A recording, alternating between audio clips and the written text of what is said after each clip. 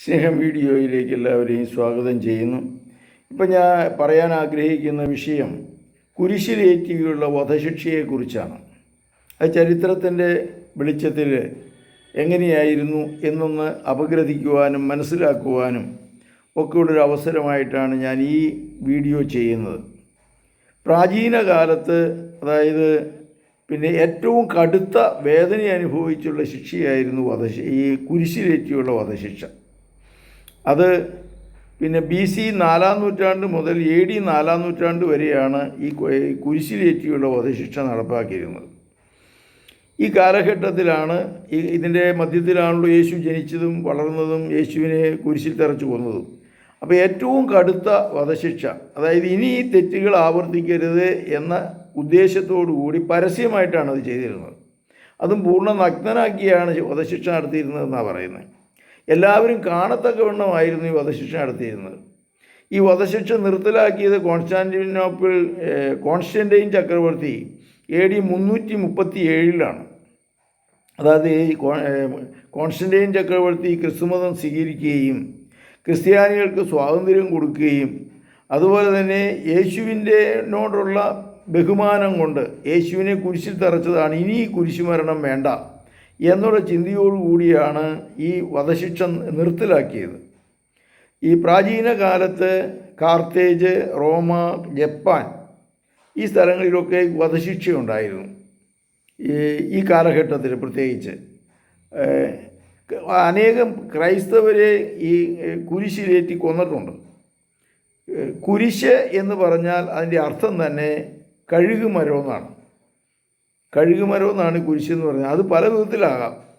അന്നത്തെ കഴുകുമരം എന്ന് പറഞ്ഞിട്ടുണ്ടെങ്കിൽ ചിലത് ഒറ്റത്തടിയിൽ ഇതേമാതിരി തൂക്കി കൊല്ലുന്നതാകാം, അല്ലെങ്കിൽ ശൂലത്തേൽ കുത്തിയിട്ട് വധശിക്ഷ കൊടുക്കുന്ന തലവായിരിക്കാം. അപ്പോൾ പ്രത്യേകിച്ച് ഹീനകൃത്യങ്ങളിൽ പരസ്യമായിട്ടാണ് ഇത് കൊടുത്തിരുന്നത്. യേശുവിനെയൊക്കെ കുരിശിൽ തറച്ച കാലഘട്ടത്തിലുണ്ടായിരുന്നത് ഈ കുരിശ് നാട്ടിയിട്ടുണ്ടാവും. ഇപ്പോൾ ഗാഗുൽത്തായിൽ തന്നെ കുരിശ് നാട്ടിയിട്ടുണ്ട്. അവിടെ ഈ കുരിശിലേറ്റുന്നത് എങ്ങനെയാണെന്ന് വെച്ചിട്ടുണ്ടെങ്കിൽ എന്താണ് ഈ ചോപ്പിച്ചുകൊണ്ടാണ് പോകുന്നത്.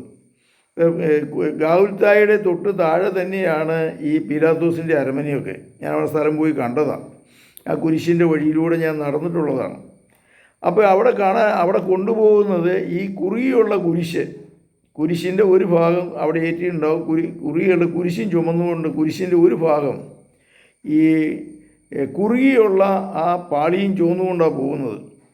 കുരിശ് മരത്തിന് ഏകദേശം ഒരു 135 കിലോ ഉണ്ടെന്നാണ് പറയുന്നത്, ആകെ ടോട്ടൽ.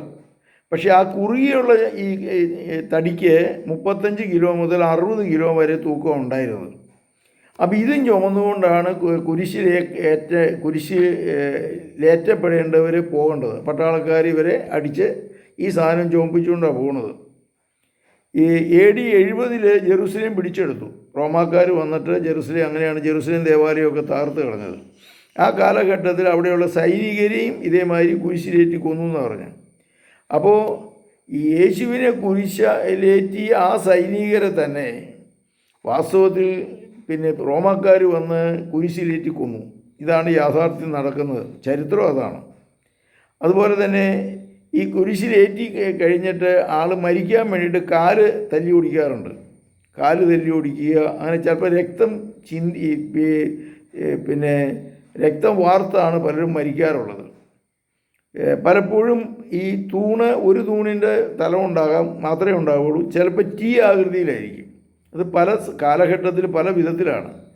ചിലതിന് X ആകൃതിയിലും ഇതേമാതിരി കുരിശുകളുണ്ടായിരുന്നു, Y ആകൃതിയിലും കുരിശുകളുണ്ടായിരുന്നു. അപ്പോൾ ഈ ആകൃതിയിലുള്ള ഉള്ള കുരിശുകളെ തന്നെ നമ്മൾ ചരിത്രകാരന്മാർ പല വിധത്തിൽ ഓരോ കാലഘട്ടത്തിൽ ഓരോ സ്ഥലത്ത് ഇങ്ങനെ പറയുന്നുണ്ട്. അപ്പോൾ ഒരേ രീതിയിലുള്ള കുരിശായിരുന്നില്ല ചരിത്രത്തിലുടനീളം ഉണ്ടായിരുന്നത്. യോഹന്നാൻ്റെ സുവിശേഷത്തിൽ 20-ാം അധ്യായം 25-ാം വാക്യത്തിൽ കൈകളിൽ ആണിയടിച്ചു എന്ന് പറയുന്നുണ്ട്. കാലുകളിലും കൈകളിലും ആണിയടിച്ചാണ് യേശുവിനെ കൊന്നത്.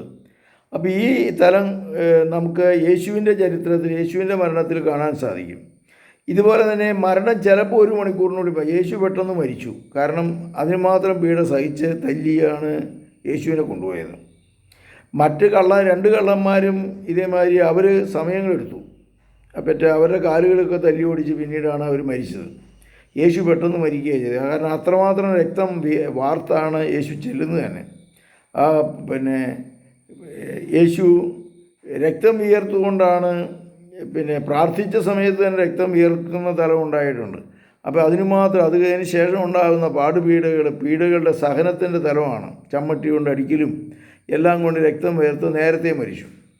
അതുകൊണ്ട് ഇതാണ് കുരിശുമരണത്തെക്കുറിച്ചുള്ള തലങ്ങൾ. അപ്പോൾ യേശുവിൻ്റെ മരണത്തെക്കുറിച്ചും പലപ്പോഴും നമ്മൾ ധ്യാനിക്കുമ്പോൾ ഒരു ചരിത്ര പശ്ചാത്തലവും കൂടി നമ്മുടെ മനസ്സിലുണ്ടാകുന്നത് നല്ലതാണ്. അതുകൊണ്ടാണ് ഞാൻ ഈ വീഡിയോ ചെയ്യാനായിട്ടുള്ള ആഗ്രഹിച്ചത്. ഒരു നിമിഷം കണ്ണുകൾ അടയ്ക്കുക. കർത്താവേ, അങ്ങ് കുരിശിലേറ്റിയ ആ ചിന്തകൾ, ആ ചരിത്ര പശ്ചാത്തലങ്ങൾ, അന്ന് മരിച്ചിട്ടുള്ള ഓരോ വ്യക്തികളെയും, കുരിശിലേറ്റി കൊന്നിട്ടുള്ള ഓരോ വ്യക്തികളെയും അങ്ങയുടെ സന്നിധിയിൽ സമർപ്പിക്കുന്നു, ഞങ്ങൾ ഓർമ്മിക്കുന്നു. കർത്താവേ, ഇത്രമാത്രം പാടുപീടുകൾ സഹിച്ചുകൊണ്ട് ഞങ്ങൾക്ക് വേണ്ടി, ഞങ്ങളുടെ പാപത്തിന് പരിഹാരമായിട്ട് അങ്ങ് കുരിശിൽ വധിക്കപ്പെട്ടതിനെ ഞങ്ങൾ ഓർമ്മിക്കുകയും ധ്യാനിക്കുകയും പ്രാർത്ഥിക്കുകയും ചെയ്യുന്നു. ഞങ്ങളുടെ ജീവിതത്തിൽ പാപകരമായ ജീവിതത്തിൽ നിന്ന് മോചനം നേടി ഒരു പുണ്യജീവിതം നയിക്കുവാൻ ഞങ്ങളെ അനുഗ്രഹിക്കണമേ. അങ്ങയുടെ കുരിശും വഹിച്ചുകൊണ്ട് ഞങ്ങളുടെ ജീവിതയാത്രയിൽ മുന്നോട്ട് പോകുവാനും സ്വകീയമായ പർദീസായിൽ എത്തിച്ചേരുവാനും ഞങ്ങളെ അനുഗ്രഹിക്കണമേ. ഈ വീഡിയോ കാണുന്ന ഓരോ മക്കളെയും അനുഗ്രഹിക്കണമേ.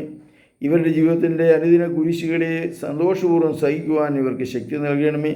ഇവരെ ധൈര്യപ്പെടുത്തണമേ. നമ്മുടെ കർത്താവ് യേശു മിശിഹായുടെ കൃപയും പിതാവായ ദൈവത്തിൻ്റെ സ്നേഹവും പരിശുദ്ധാത്മാവിൻ്റെ സംസർഗവും നിങ്ങളോടുകൂടെ ഉണ്ടായിരിക്കട്ടെ, ഇപ്പോഴും എപ്പോഴും എന്നേക്കും. ആമേൻ. ഈ യേശുവിൻ്റെ പീഡാനുഭവത്തെക്കുറിച്ചും കുരിശുമരണത്തെക്കുറിച്ചും കുരിശിൻ്റെ വഴിയൊക്കെ നടത്തുന്ന സമയത്ത് ഈ ചിന്തകൾ നിങ്ങളുടെ മനസ്സിലുണ്ടാകട്ടെ, നിങ്ങൾക്ക് ഉപകാരപ്രദമാകട്ടെ എന്ന് പ്രാർത്ഥിച്ചുകൊണ്ട് എൻ്റെ വാക്കുകൾ ഉപസംഹരിക്കുന്നു. ദൈവത്തിന് സ്തുതി.